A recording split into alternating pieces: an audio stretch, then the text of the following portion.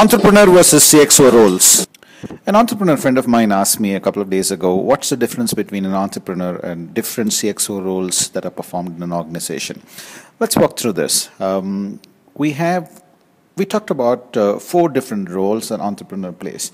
One, he's an entrepreneur in the organization, constantly looking at the uncertainty in the market, converting that into a technical challenge and giving it to his team and perhaps innovating on the product or the service. He's also an expert whose primary job is to innovate on the product or the service, and he's an executive in the organization, converting his technical ideas into execution plans and serving his clients. And oftentimes he is the only investor in the organization. Maybe he has few other investors who could have put in some money in the organization. But his primary role is to protect his personal money and the money of the investors and make sure that all the stakeholders in the organization are successful.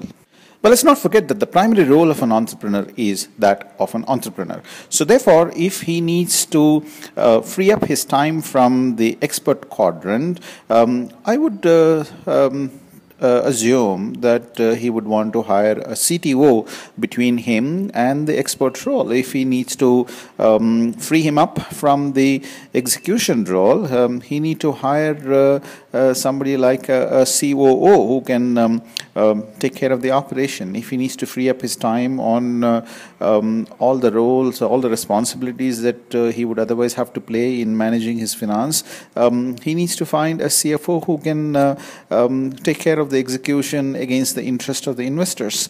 And he probably needs to hire a board between him and the interest of the investors in the organization as well. So if he needs a CEO, I would argue that that's where I would put the CEO. That's essentially the role of the CEO, to make sure that all of these people are working in tandem and executing the plans of the entrepreneurs and creating prosperity for everyone and protecting the prosperity forever. Be prosperous.